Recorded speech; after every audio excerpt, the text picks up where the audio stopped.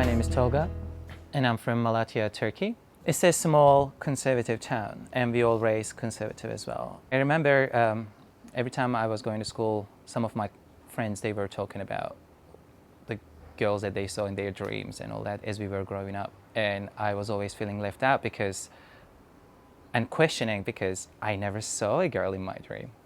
I was seeing guys, and it made me utterly uncomfortable as well because, number one, I cannot share that with anybody. And number two, it was not okay for me either. I moved to New York City when I was 19 for college, and the feelings were still inside. And I was not happy about it because not only I wanted answers, but also I did not want to associate myself with being gay. I assumed that it was just an urge, and once I experienced that, I told myself that that feeling is going to be gone. So I picked up Village Voice magazines on the way to school, and on the back pages, and I chose the right ad for my taste, I will say. I called the number from a payphone, and I was very polite and diplomatic actually, and I dialed the number and I was like, "Hello, good evening," and the guy responds, "Yo, where you at?" And I was like, "Excuse me, I would like to make an appointment, please." And the person gave me the address and the time where to meet up. So I went back home. I took a long shower.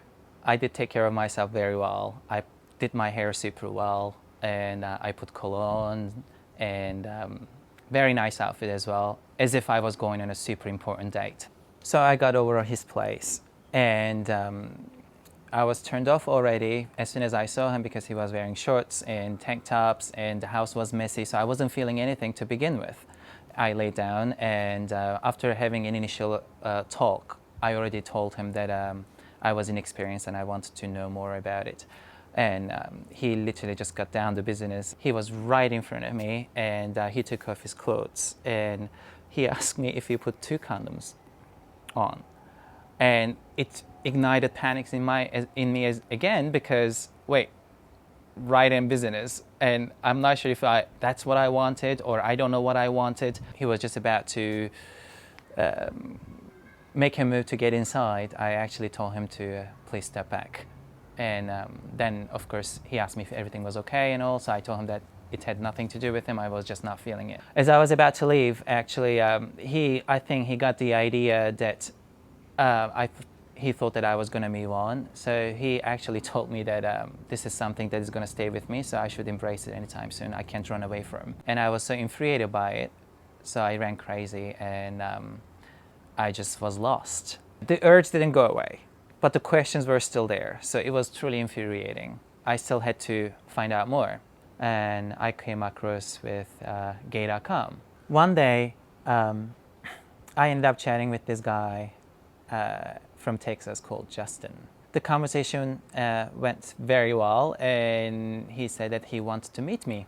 I was very excited about it because he was very attractive, beautiful, and for me, he was like a Greek god. The time comes and we meet, and things were so smooth and so friendly and genuine and sincere. I went over his place and we ended up watching iRobot. And then he lay down and put his head on my lap. As we were continuing on the movie, he gives me a look and he says, "Can I kiss you?" And I pause, but with a shy look on my face, and I say, "Sure."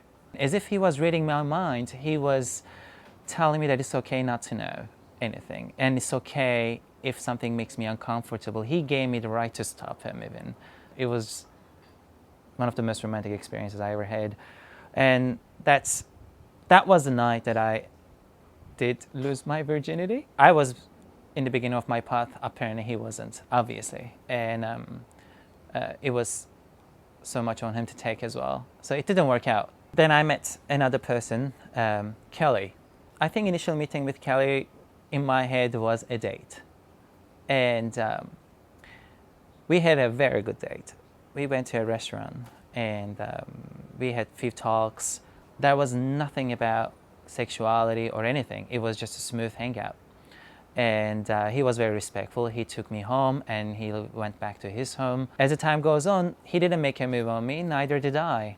Something happened in me that I realized this is just exactly what I need right now. What I needed was the friend, and he was the friend that I was provided. Having questions is actually the beginning of the stage, which means you are aware that there are things that needs to be answered. Now looking where I am today, I can say wholeheartedly that I am Muslim and I'm gay, and I'm totally okay with that.